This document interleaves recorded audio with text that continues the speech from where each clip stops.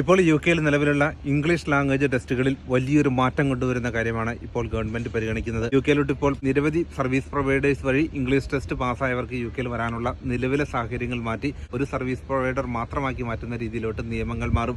ഏത് ടൈപ്പിലുള്ള English test പാസ്സായി കഴിഞ്ഞാലും യുകെയിലോട്ട് വരാവുന്ന ഈ ഒരു സാഹചര്യം മാറി ഒരു സർവീസ് പ്രൊവൈഡറായി മാത്രം മാറ്റുന്ന ആ ഒരു സെക്യൂർ ലാംഗ്വേജ് ഇംഗ്ലീഷ് ടെസ്റ്റാണ് ഗവൺമെന്റ് പരിഗണിക്കുന്നത്.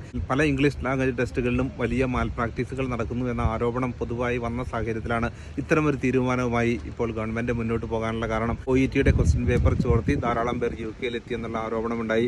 അതോടൊപ്പം തന്നെ യുകെയിൽ വന്ന പല വിദേശ കാൻഡിഡേറ്റ്സിനും ഇംഗ്ലീഷ് സംസാരിക്കാനുള്ള കഴിവില്ലെങ്കിൽ തന്നെ അവരുടെ സർട്ടിഫിക്കറ്റിൽ അവർക്ക് നല്ല ഇംഗ്ലീഷ് നോളജ് ഉണ്ട് എന്ന് തെളിയിക്കുന്നു. ഇത്തരം വിശ്വാസയോഗ്യമല്ലാത്ത പല റിപ്പോർട്ടുകളും പുറത്തു വന്നതിന് ശേഷമാണ് ഇത് വളരെ സെക്യൂർ ആക്കണമെന്നും അതിന്റെ അടിസ്ഥാനത്തിലാണ് 1.3 ബില്യൺ പൗണ്ടിന്റെ വലിയൊരു പ്രൊജക്ട് ഇപ്പോൾ ഗവൺമെന്റ് കൊണ്ടുവരാൻ ഉദ്ദേശിക്കുന്നത്. സിംഗിൾ ടെസ്റ്റായി മാറ്റുക എന്ന ലക്ഷ്യം തന്നെയാണ് ഇതിന് പിന്നിലുള്ളത്.